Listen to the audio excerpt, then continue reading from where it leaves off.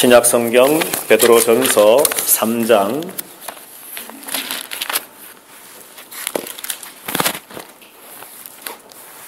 8절부터 12절 말씀까지.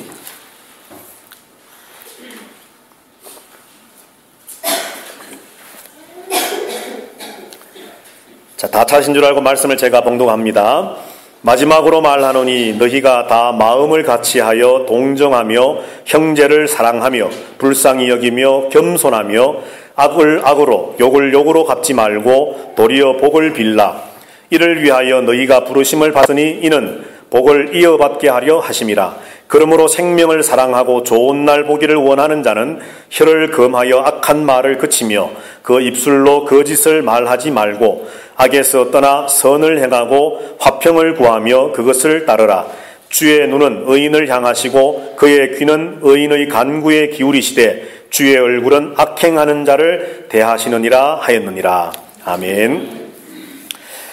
오늘 본문 말씀을 중심으로 해서 선을 행하라 하는 제목을 함께 말씀의 은혜를 나누고자 합니다. 우리가 이 베드로전서를 이제 지금 계속 몇 개월째 같이 말씀을 나누고 있는 중에 있습니다. 1장에서도 전반부에서 교리적인 내용, 하나님 성부, 성자, 성령 하나님의 우리를 위한 구원의 사역이 어떠했고 특별히 예수 그리스도의 십자가와 부활로 말미암은 구원의 역사가 어떻게 주어졌는가를 말씀을 했고, 후반부에 와서는 우리가 그러한 은혜를 받은 자로서 어떠한 삶을 살아야 될 것인가를 우리에게 가르쳐 주셨습니다. 2장에서도 마찬가지로 1장부터 10절까지 말씀해 보면은 우리가 성전이 되었고 산돌이 되었고 거룩한 제사장이 되었고 라고 하는 말씀들을 통해서 우리의 신앙의 기초가 되는 뿌리가 되는 교리적인 내용들을 우리에게 말씀을 하시고, 그리고 그 이후에 계속해서 2장 11절부터 3장 오늘 우리가 읽었던 본문을 포함해서 17절까지 실제적인 교훈의 말씀들을 주고 있습니다. 시민으로서 주권자들에게 어떻게 대해야 될 것인지, 종으로서 주인에게 어떻게 해야 될 것인지, 남편과 아내의 관계 속에서 어떻게 우리가 삶을 살아가야 될 것인지 라고 말씀을 하시면서 이제 8절부터 17절까지는 어떤 관계, 어떤 특별한 관계를 제한하지 아니하시고 예수 그리스도를 믿는 모든 성도들의 삶이 선한 삶이 되어야 된다라고 하는 것을 우리에게 말씀을 하시면서 1장과 2장에서 말씀하고 가르쳐 주셨던 삼위 하나님의 은혜로 말미암아 구원받은 사실을 이제 알고 믿고 있는 그리스도인의 그 삶이 이렇게 되라 하는 것을 우리에게 말씀해 주시는데, 그것이 바로 선이라고 하는 것입니다. 선. 자, 오늘 본문 말씀을 보면 특별히 11절 말씀에 보면 악에서 떠나 선을 행하라 말씀을 하고, 13절 말씀에도 보면 너희가 열심으로 선을 행하면이라고 말씀을 하고, 16절에 선한 양심을 가지라. 이는 그리스도 안에 있는 너희의 선행을 욕하는 자들로 그 비방하는 일에 부끄러움을 당하게 하려 함이라. 17절에도 선을 행함으로 그렇게 말씀을 합니다. 이 선을 행한다, 선행, 선함의 삶을 계속 강조하시면서 이제 어떻게 하면 또 선한 삶을 산다는 것이 또 어떤 것인지를 하나님은 우리에게 말씀을 해주고 계십니다. 특별히 오늘 이제 우리는 8절부터 12절 말씀에서 선한 삶의 내용, 모습이 어떤 것인지, 또 그 선한 삶을 살려면 또 우리에게 갖추어져야 할 어떤 신앙의 덕목이 무엇인지, 결국은 같은 것이지만 이것들을 한번 생각을 해보고자 합니다. 자, 성경에 보면은 예수 그리스도를 믿는 저와 여러분들을, 성도들을, 교회를 그리스도의 몸이라 그렇게 말씀하셨습니다. 그래서 이미 예수 그리스도를 나의 주, 나의 하나님으로 믿고 고백하고 또 믿는 그 믿음의 삶을 사는 성도들이 예수 그리스도가 머리 되신 한 몸이 되었다는 것을 우리에게 말씀하면서 그 한 몸 된, 한 지체가 되고 한 공동체가 된 것을 힘을 다해서 지켜나가라고 말씀을 합니다. 그냥 몸이 되었으니까 그걸로 끝이 아니라 그리스도의 한 몸 되었음을 알고서 그 한 몸 되어진 공동체를 우리의 힘을 다함으로 애를 쓰므로 지켜나가라 말씀을 하고 있다는 거지요. 자, 그런데 성경이 우리에게 말씀하는 것처럼 몸만 하나가 된 것이 아니라, 한 몸이 된 것이 아니라, 한 지체 공동체 된 것이 아니라, 오늘 8절 말씀에 보면 마지막으로 말하노니 너희가 다 마음을 같이 하라 말씀을 합니다. 몸뿐만 아니라 우리의 어떤 외형적인 모습뿐만이 아니라 우리의 이 마음, 정신, 우리의 이 영혼마저도 하나 되어져야 될 것을 주님은 우리에게 요청하고 계신다는 것이죠. 이 말씀은 베드로만 하는 것이 아니라 바울도 이야기했고, 그리고 예수님도 말씀을 했고, 성경 전체에서 한 마음에 관한 역시 말씀도 군데군데 기록이 되어져 있습니다. 로마서 12장이나 고린도전서 12장이나 빌립보서 2장이나 또 마태복음의 예수님의 산상설교나 이런 곳곳의 말씀에서 너희가 마음을 같이 해라, 한 마음이 되어라, 그리고 하나 되게 하신 그것을 힘써 지켜라, 우리에게 말씀들을 해 주시고 있다는 거지요. 자, 그런데 가만히 보면 우리가 이것을 이론적으로는 알고 이성적으로는 참 잘 압니다. 예수 그리스도를 믿음으로 예수님이 머리가 되시고 우리는 그의 몸이 된 하나의 공동체가 되었다. 우리는 한 몸이 되었다. 그리고 우리는 한 마음이 되어서 예수 그리스도를 믿는 것과 아는 것에 하나가 되어지고, 또한 예수 그리스도 안에서 한 마음 한 뜻이 되어서 하나의 공동체를 주님 보시기에 아름답게 세워 나가야 된다라고 하는 것을 우리는 이성적으로 잘 알고 있는데, 사실 우리의 현실이 그렇지 못할 때가 참 많다는 것이죠. 왜 우리는 한 마음 되어야 되는데, 한 몸이 되어야 되는데 그렇지를 못할까? 오늘 하나님께서는 우리가 선한 삶을 살아가고 세상에 우리의 선함의 영향력을 끼치기 위해서는 마음이 하나 되어야 된다는 것을 분명히 말씀하고 계시는데도 불구하고 왜 우리는 실질적인 현실 속에서는 우리가 하나 되지를 못하고 있을까? 뭐 여러 가지를 생각할 수 있겠지만은 어쩌면은 우리의 생각이 각양각색 다르기 때문입니다. 마음이 다르고 생각이 다르고 또 그들이 주장하는 어떤 주장들이 다르고 모두가 다 다르기 때문이라는 거죠. 자, 그렇기 때문에 하나 되기가 힘들기 때문에 우리에게는 무언가 기준이 있어야 되겠다는 겁니다. 마음이 하나 되기 위해서는 기준이 있어야 되겠는데 바로 예수 그리스도이시라는 거죠. 빌립보서 2장 말씀에 보면 예수님 바울이 우리에게 권면하고 가르치기를 너희는 이 마음을 품어라 곧 그리스도 예수의 마음이다 라고 우리에게 말씀을 해줍니다. 어떤 사람이 우리의 기준이 되어서는 안 되겠습니다. 어떤 인간이 다른 어떤 하나님이 아니신 예수 그리스도가 아닌 어떤 다른 존재가 우리의 기준이 되다 보면 결코 하나가 될 수가 없습니다. 오직 예수 그리스도가 우리의 기준이 되고 표준이 되고 이정표가 되고 시금석이 되어져야만이 우리가 하나 되어져 나갈 수 있다는 것이죠. 그래서 성경은 우리에게 이 마음을 품어라 그리스도 예수의 마음이라고 말합니다. 그런데 빌립보서 2장 말씀에 보면은 예수님의 마음을 본받아라는 그 말씀과 함께 그 뒤에 나오는 말씀들이 뭐냐 하면 예수님께서는 하나님 본인이시지만 그 영광의 보좌를 마다하시고 버리시고 이 땅에 종의 형체로 내려오셔서 하나님 아버지의 뜻에 순종하셔서 십자가에 죽기까지 자기 자신을 내버리시는 예수님의 마음이라고 빌립보 2장에서 우리에게 말씀을 해줍니다. 자, 그러니까 예수님의 마음은 어떤 마음이냐 하면 첫째는 비우는 마음입니다. 그리고 낮아지는 마음입니다. 하나님 아버지께 순종하는 마음입니다. 더 나아가서는 십자가에 자기 자신이 죽기까지 자기 자신을 내버리시는 것처럼 나를 희생하는 마음입니다. 자, 그리고 마태복음 11장 말씀에 보면 예수님이 직접 말씀하시기를 수고하고 무거운 짐진 자들아 다 내게로 오라 말씀하면서 나와 함께 멍에를 매자 말씀하시죠. 그런데 그때 말씀할 때에 내 마음은 어떻다고 말씀하셨습니까? 내 마음은 온유하고 겸손하다 말씀하셨습니다. 예수님의 마음이 어떤 마음이냐면 바로 온유와 겸손의 마음이십니다.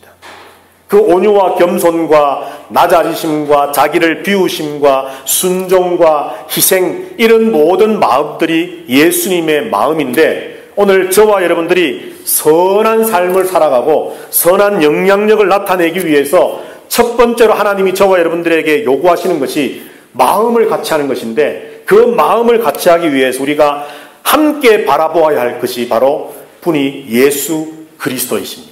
우리 아름다운 교회가 교회적으로뿐만 아니라 저와 여러분의 가정들이 또 저와 여러분들이 속해 있는 각양각색의 수많은 어떤 그런 만남과 관계와 이 공동체들 속에서 저와 여러분들이 먼저 오직 예수 그리스도를 바라보고 그분의 마음을 본받아가고 닮아감으로 우리가 한 마음 되어짐으로 선한 삶을 살아가는 자리에까지 나갈 수 있는 우리 모두가 되어지게 되기를 주님의 이름으로 축복합니다.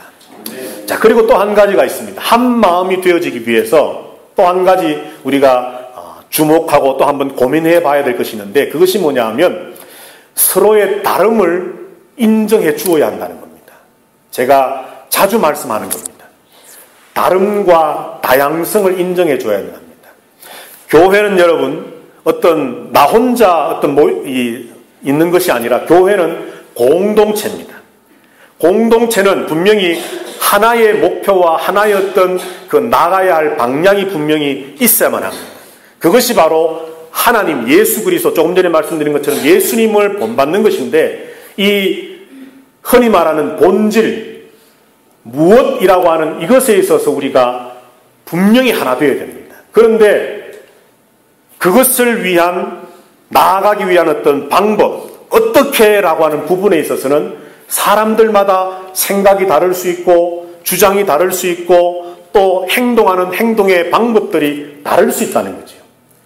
교회는 하나 되어야 되지만, 몸도 하나가 되어야 되고 마음도 하나가 되어야 되지만, 그러나 공장에서 이 어떤 물건을 찍어내는 것처럼 천편일률적인 획일화를 분명히 말씀하는 것은 아닙니다. 서로가 생각하는 방법이 다를 수 있고 서로가 어떤 주장하는 방법들이 다를 수 있고, 어떻게 이것을 이루어 나갈까, 어떻게 하나님의 영광을 나타낼까, 어떻게 예수님의 마음을 닮아갈까, 어떻게 예수님을 닮는 삶을 살아갈까라고 하는 그 방법에 있어서는 각자가 처한 삶의 형편과 환경과 어떤 여건에 따라서 차이들이 분명히 있을 수 있다는 것이죠. 본질적인 것 때문에 문제가 생기는 것이 아니라 이런 방법적인 것들 때문에, 서로를 받아주지 못하기 때문에 문제가 생긴다는 겁니다. 한 마음 되기 위해서는 우리가 예수 그리스도를 우리의 기준 삼아야 되겠고, 한 가지 더 나아가서는 우리가 방법론적인 것들에 있어서는 용납해주고 인정해주고 그들의 다름을 우리가 함께 받아주면서 그 다름들을 인정해주는 가운데 본질적인 예수 그리스도를 닮아가고 하나님을 향해 나가고 하나님의 영광이라고 하는 우리의 동일한 그 목표를 향해서 그런 다름들을 함께 잘 어우러서 나갈 수 있는 것이 바로 한마음 되어진다는 것입니다. 자, 그런데 오늘 본문에 보면 이제 베드로는 우리에게 한마음 되어지기 위해서 세 가지를 우리에게 권면해 주고 있습니다. 8절 9절에 있는 말씀인데, 그 첫 번째가 뭐냐 하면 바로 사랑입니다. 사랑. 자, 마음을 같이 하여, 그 다음에 보시면 동정하며 형제를 사랑하며 불쌍히 여기며 라고 되어 있습니다.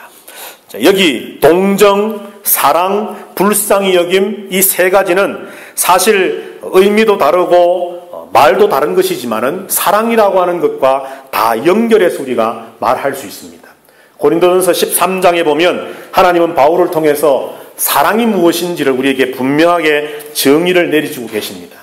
자, 이 사랑, 그 사랑이 곧 동정이고 그 사랑이 곧 불쌍히 여김이라 말씀을 하는데, 자, 그러면 동정은 무엇이고 불쌍히 여김은 무엇인가 우리가 한번 생각을 한번 깊이 한번 해보려고 합니다.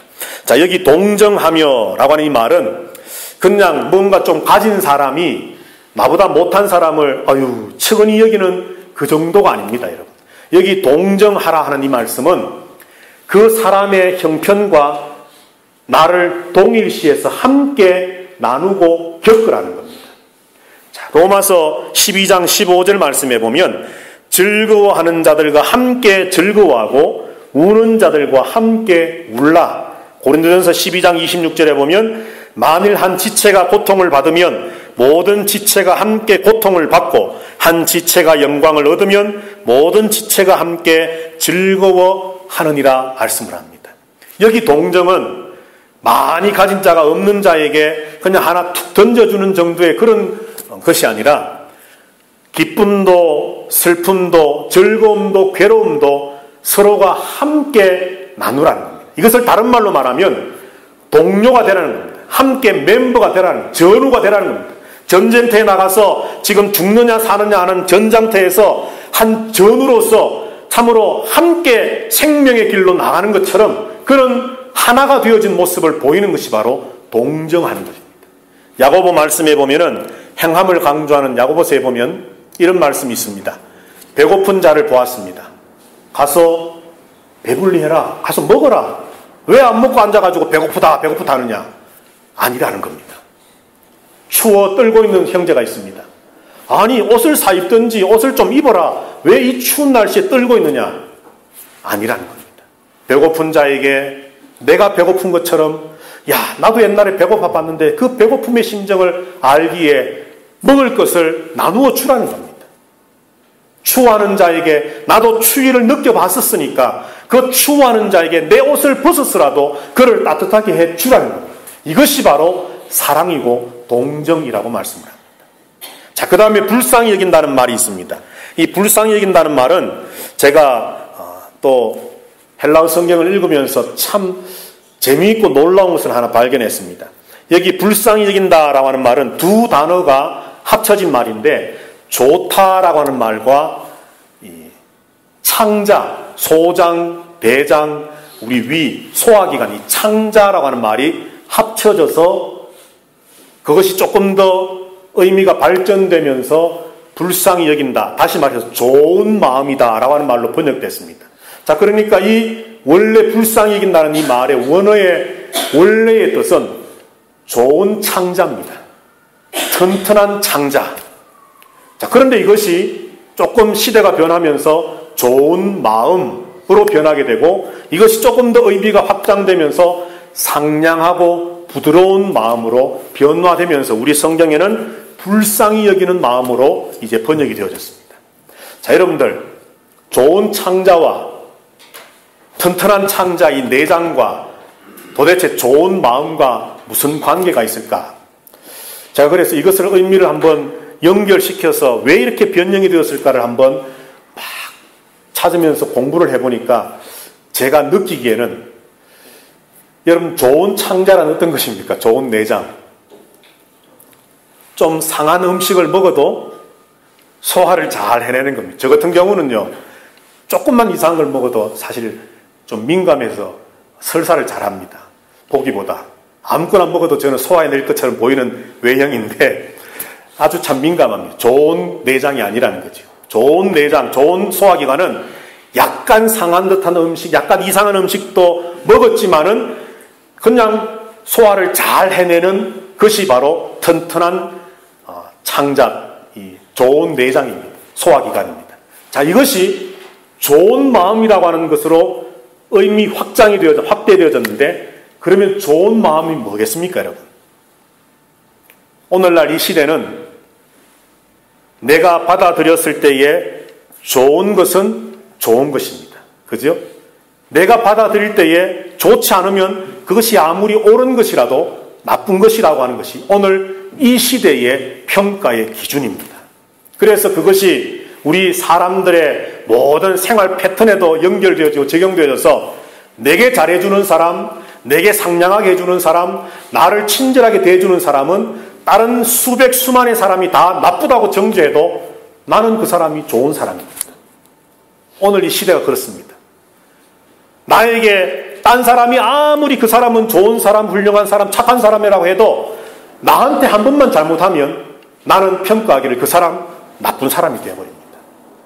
오늘 이런 의미에서 좋은 창자가 좋은 마음으로 의미 확대되어지는 이 헬라어의 변형되어지는 것을 볼 때에 이 불쌍히 여긴다는 이 말은 하나님이 우리를 긍휼히 여기는 헤세드, 엘레오스라고 하는 우리를 긍휼히 불쌍히 참 측은하게 여기는 그런 마음이 아니라 내 자신이 좋은 마음으로 상대방을 받아들이는 마음입니다.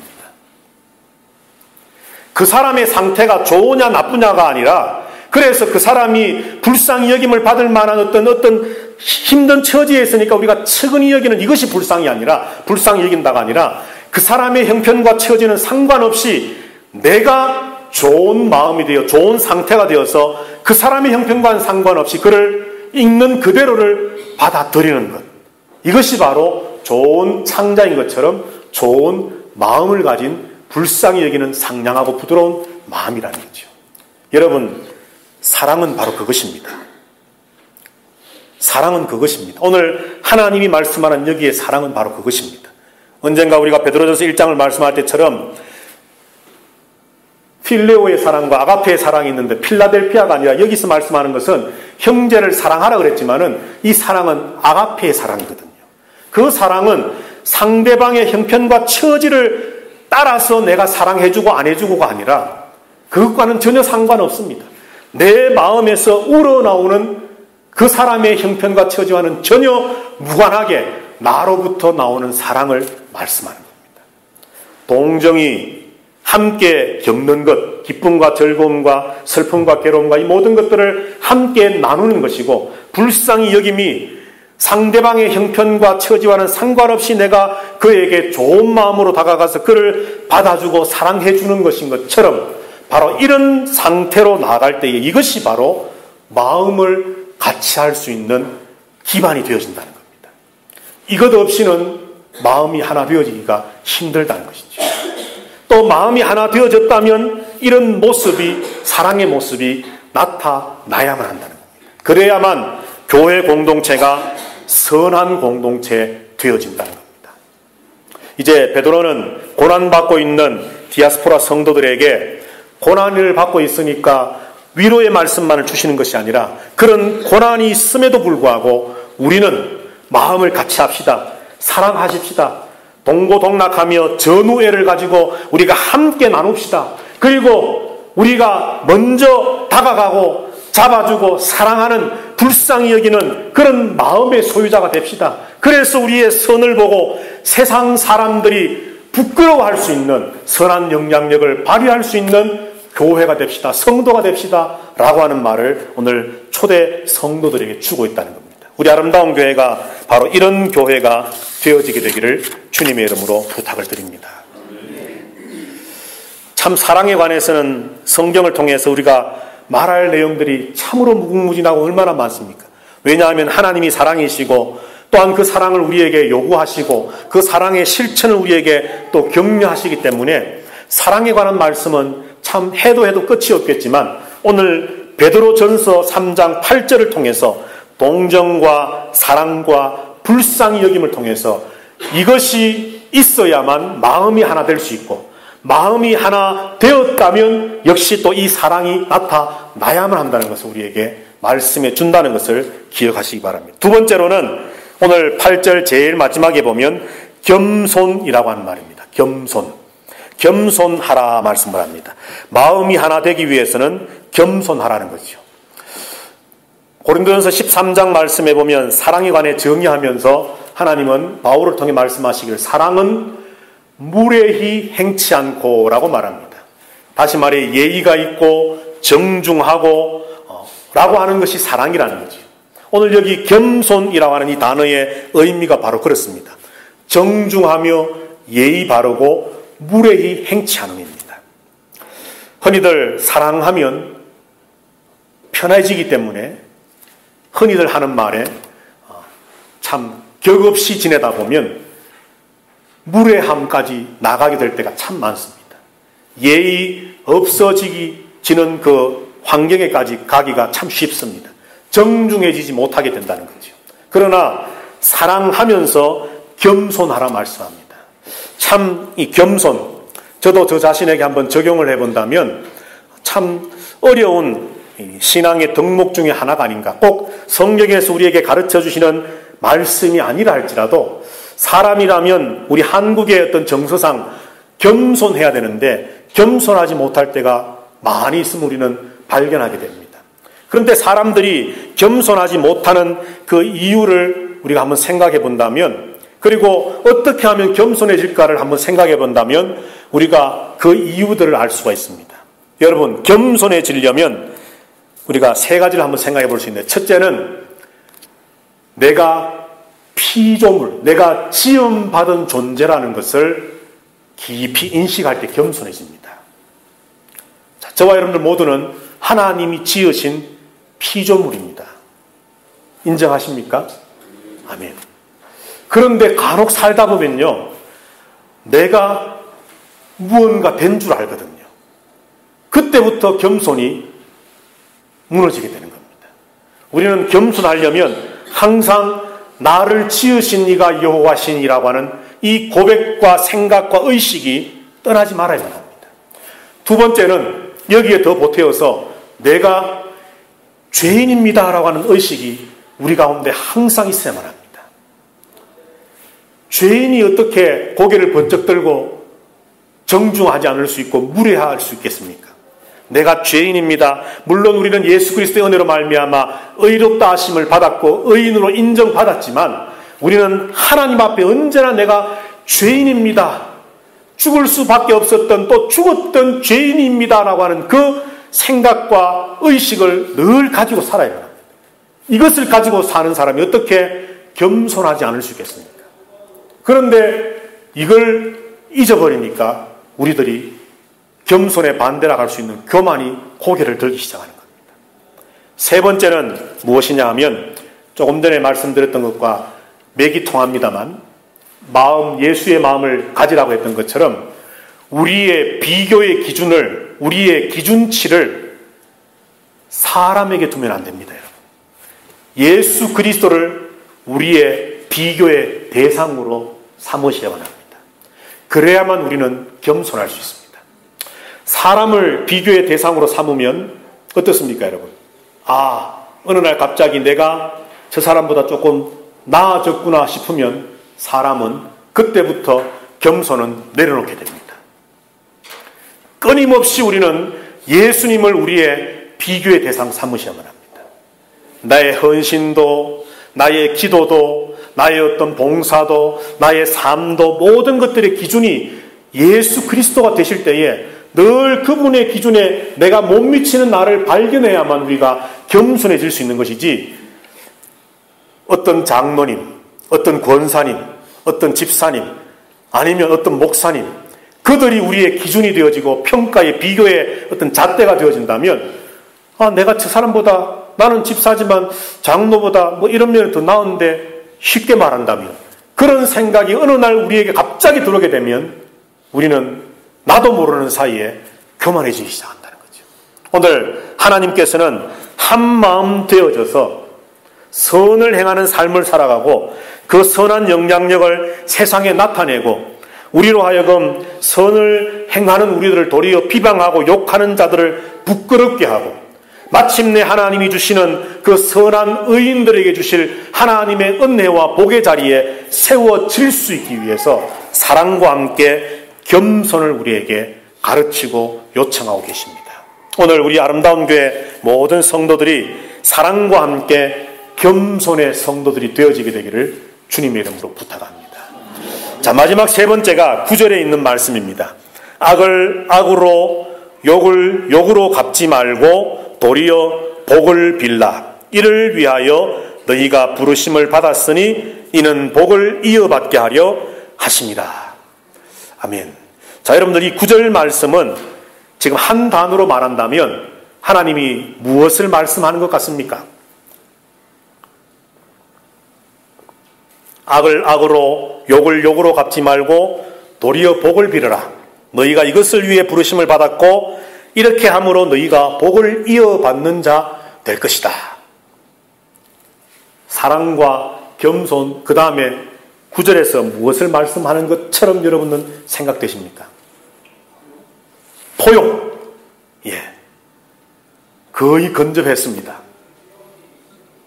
다른 분은요, 이걸 딱 보는 순간 한 단어로 어떤 신앙인의, 성도의, 그리스도인의 덕목으로서 무엇이 딱 떠오르십니까, 여러분?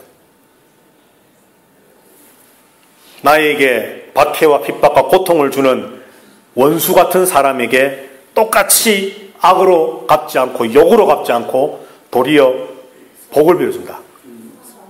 예? 선함. 오늘 주제가 선함입니다. 아까 이쪽에 누가 말씀한 것 같은데. 인내. 용서. 용서입니다. 용서. 용서입니다. 용서를 말씀하면서 악을 악으로 욕을 욕으로, 다시 말해서 안 갚음, 복수하지 말라는 겁니다. 여러분, 우리가 솔직하게 한번 이야기해 보십시다. 말로 용서했어. 그래, 됐어, 용서했어. 그러면서 속으로는 두고 보자. 언젠가 비슷한 상황이 있으면 되갚아 주리라.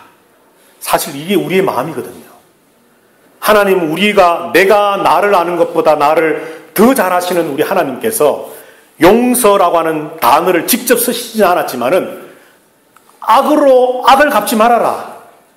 너희에게 악을 행했던 그 사람에게 똑같은 악을 행하지 마라. 너희를 욕한 그 사람에게 똑같이 욕으로 되갚아주지 말아라. 그리고는 뭐라고 말씀합니까? 도리어 복을 빌어주라. 축복해주라는 축복. 이것이 바로 용서 아닙니까? 산상설교에서 예수님께서 너희를 핍박하는 원수를 어떻게 하라고요? 사랑해라. 사랑해라. 그리고 뭐라 그랬습니까? 도리어 그들을 위해서 어떻게 하라고요? 기도해줘라. 기도하는데 무슨 기도하겠습니까? 하나님, 오늘 차 타고 가다가 저 원수가 차가 뒤집혀서 어떻게 좀, 그런 기도 아니잖아요. 하나님, 저 사람에게 복을 주시고 모르고 했다면 깨닫게 해주시고, 그래서 저도 돌이키고 회개하고 주께로 돌아오게 하시고, 저도 같이 예수 그리스도 안에서의 하나님의 복을 함께 누릴 수 있는 거룩한 하나님의 자녀가 되게 해주시고, 이런 어떤 축복하는 기도를 해주라는 거잖아요. 오늘 그 말씀을 알고 있는 베드로는 악으로 악을 갚는 것이 아니라, 욕으로 욕을 갚는 것이 아니라, 도리어 그들을 사랑하고 그들에게 복을 빌어주는, 축복해주는 그런 기도를 해주는 용서가 있으라는 겁니다. 여러분, 마음이 하나 되려면 용서가 있어야 됩니다. 우리 아까 정집사님 말씀한 것처럼 이것을 조금 더 확장한다면 포용이고 용납하고 받아줌입니다. 이것이 없이는 마음이 하나 될 수 없습니다. 또 이것이 되어졌다면 마음이 하나 되어지는 것이고, 마음이 하나 되어졌다면 용서의 모습이 우리에게 나타난다는 것이죠. 그래서 오늘 주님께서는 우리에게 오늘 베드로를 통해서 악을 악으로 욕을 욕으로 갚지 말고 도리어 복을 비는 용서의 모습이 있어라. 하나님 아버지가 천부께서 너희를 용서하신 것처럼 너희들도 용서해라. 너희가 용서하지 않으면 아버지도 너희를 용서하지 않으실 것이다. 우리가 늘 고백하고 기도하는 주 기도문에서 우리가 우리에게 죄 지은 자를 사하여 준 것 같이 우리도 용서해달라고 하지 않습니까? 그러면서 우리는 용서하지 않으면서 우리만 용서해달라는 것은 하나님이 원하시는 것이 아니라는 거죠. 자, 그런데 오늘 본문에 보면 놀라운 사실 한 가지 있습니다. 8절 9절에서 마음을 같이 해라. 그렇게 마음을 같이 하려면 사랑하고 겸손하고 용서해라. 그리고 사랑하고 겸손하고 용서하면 마음이 하나 될 수 있다라고 하는 것을 말씀하면서 너희가 이를 위하여 부르심을 받았다. 물론 용서에 관계되는 것이지만 앞에 있는 전체를 우리가 받아서 한번 생각해 본다면 마음이 하나 되고 사랑하고 겸손하고 용서하는 이런 것들을 위해서 우리가 부르심을 받았고, 그렇게 행할 때에 우리가 복을 이어받게 된다는 겁니다. 자, 그런데 하나님이 말씀하는 복이 어떤 복일까요, 여러분? 구원인데, 자, 12절을 한번 보십시다. 12절. 오늘 우리가 읽었던 말씀, 오늘 10절부터 12절 말씀은 시편 34편을 이제 베드로가 인용해서 자기의 이 8, 9절 말씀에 좀 더 설명을 덧붙인 것인데, 12절 우리 다 같이 한번 읽어보도록 하겠습니다. 시작. 주의 눈은 의인을 향하시고 그의 귀는 의인의 간구에 기울이시되 주의 얼굴은 악행하는 자들을 대하시느니라 하였느니라. 아멘. 자, 복을 이어받게 될 것이다. 이렇게 하면. 그런데 그 복이 뭐냐? 이 땅에 고통도 없어지고 고난도 없어지고 뭐 어떤 물질의 풍요를 누리고 뭐 육신이 죽을 때까지 병 한 번 들지 않고 사는 그런 것도 될 수 있겠지만, 오늘 12절에서 베드로가 구약 성경 시편 34편을 인용하면서 우리에게 말하기를 원하는 그 복이 뭐냐 하면, 그런 사람이 바로 하나님 앞에 어떤 사람이라는 겁니까? 의인이라는 겁니다. 의인. 자, 여러분들, 요즘 우리가 새벽 기도 때 또 수요일 날, 또 화요일 성경 공부 때 지금 로마서를 공부하고 있는데, 로마서에 보면은 우리가 의롭다 하심을 받는 것이 믿음으로 된다고 그랬습니다. 믿음으로. 그런데 여기 성경에 보니까 베드로 오늘 이 본문 말씀만 아니라 로마서 믿음으로 의롭다함을 받는다라고 가르치고 있는 그 로마서에서도 그렇고 성경 전체에서 우리가 의롭다 하심을 받는 것이 믿음으로 받는데 그 믿음이 무엇이냐라고 말씀할 때에 그 믿음은 하나님이 나를 구원해 주시고 그래서 구원받은 내가 구원받은 자로서의 의롭고 분명한 믿음의 성도의 삶을 살아야만 된다라고 하는 이 두 가지가 합쳐져 있는 것을 말씀하는 겁니다. 그런데 우리는 어떻습니까? 한쪽에서는 행위구원, 예수 믿는 것도 중요하지만 삶이 없으면 구원, 잘 살 때는 구원 받았다가 못 살 때는 구원이 떨어졌다가 절대 비성경적인 것을 가르치는 사람들이 있는가 하면 또 한쪽에서는 이제 구원 받았으니까 천국 가는 차표는 받았으니까 어떻게 살아도 상관없어. 내가 뭐 욕을 먹든지 죄를 짓든지 뭐 딴 사람들한테 손가락질을 받든지 나는 구원 받았어.